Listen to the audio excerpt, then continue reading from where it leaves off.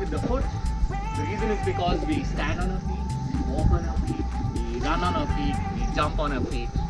So riding a motorcycle is not going to be that much different. So there's 4 parts to the foot. You have the heel, the arch, the ball, and then the toes. 4 different parts. Now we always need to be on the ball of our feet. Now these are called foot rests and foot pegs. Any idea? Foot pegs. Foot peg, correct. The reason is because it is supposed to hold you down. Now you have to place the ball of your feet on the foot pegs. So is he, whatever Bhima is doing, is he right? Nope. So place it in the way, yes. The reason why on the ball of my feet. Not the difference? Same thing happens on a motorcycle. When you're on the arch of your foot or on the heel of your foot, he's not going to be able to change direction on the motorcycle. Now go back to the ball of your feet. See the amount of difference that makes? Right? So being on the ball of the feet is very important. Today is all about building that muscle memory that is required.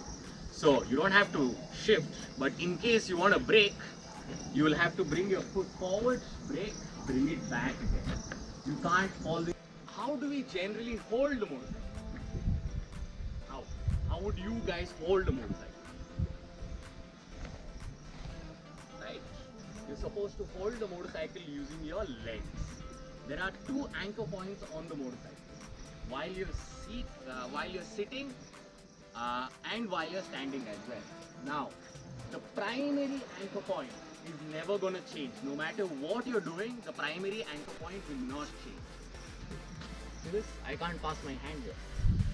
That's because he's squeezing the motorcycle using his ankles. All the off-road boots also will have like rubber padding there.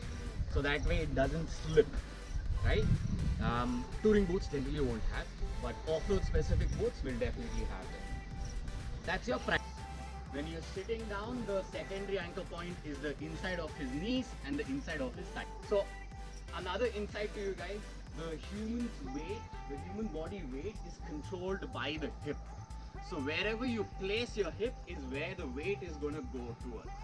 So if he sits at the very back of the motorcycle, where is the weight going to be? Placing the hip in a neutral posture or in a neutral spot is ideal. That way the weight is evenly distributed between the front and the rear. That way the motorcycle is more stable, right? So try and place your hip, align your hip to the foot peg when you're sitting down. Safety gears on all the time, alright? And also when it comes to safety briefing, so I want you all to maintain safe distance between each other, at least a bike or 2 bike lengths gap between each other. The reason being is, if a person with a vehicle immediately slows down so that you can prepare yourself in order to slow down the motorcycle or not bump into them, right? And no overtakings, right? So we are not here to compete or show our skills off. We are here to learn, so let's just stick to that manner, right?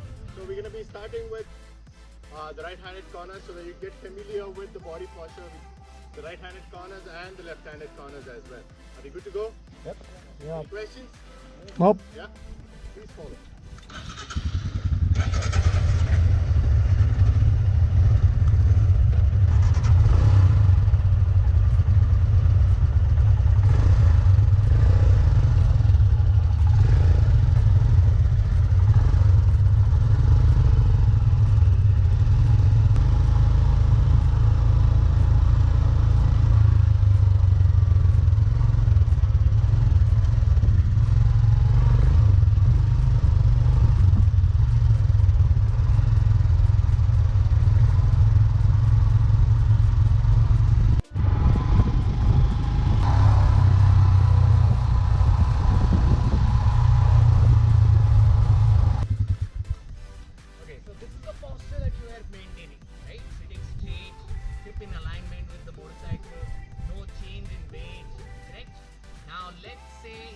do a left turn, that means the hip has to move to the right.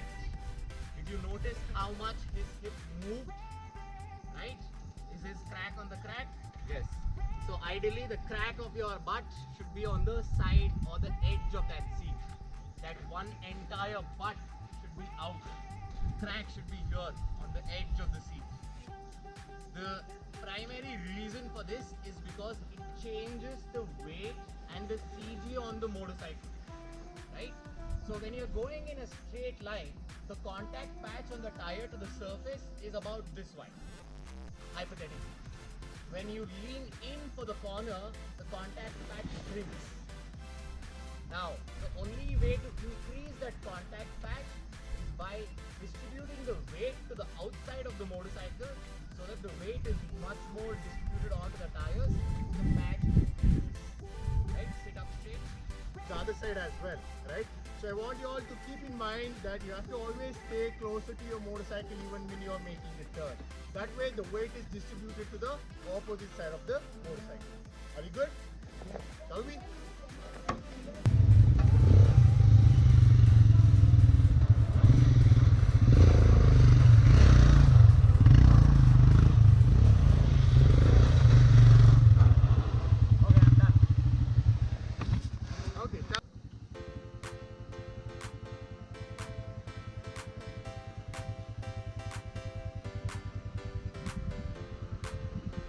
What are the things that you are noticing?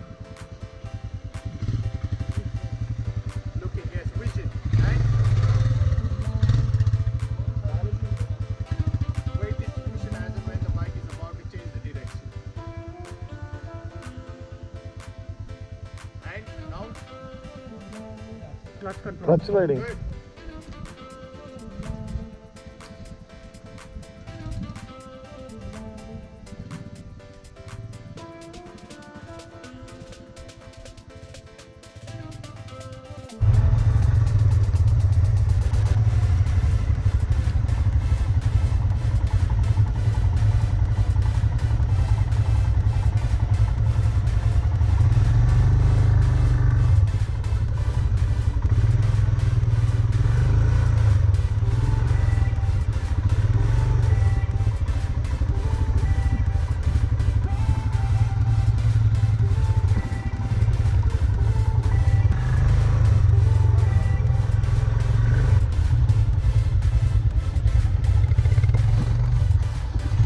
So, right.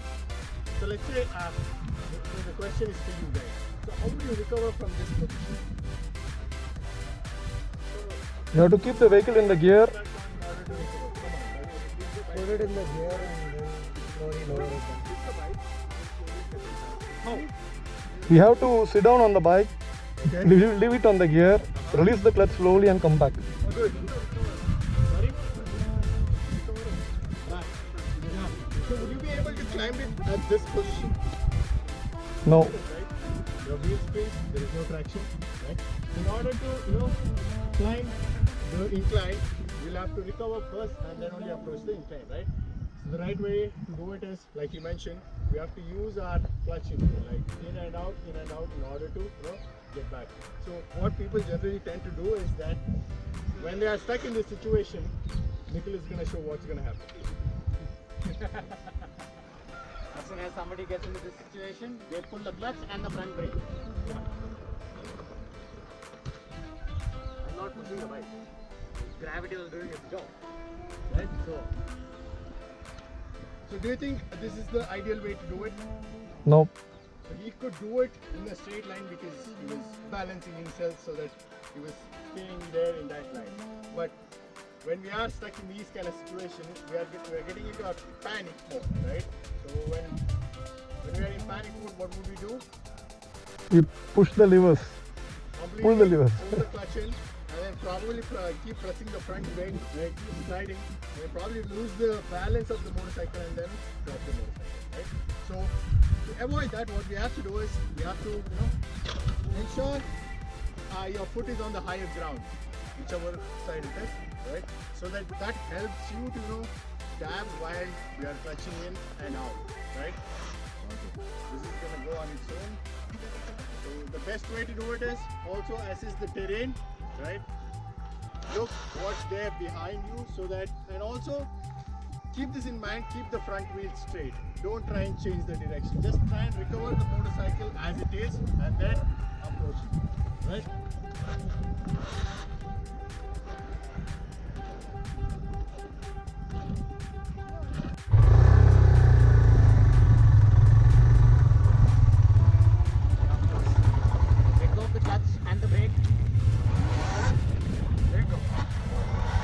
going back. Ah. So because of the incline, it's coming down again. Yeah. So alright, it's gonna do its own thing. Yeah. Now a little down. Little slowly. Yeah. The faster you do it, the faster you roll down.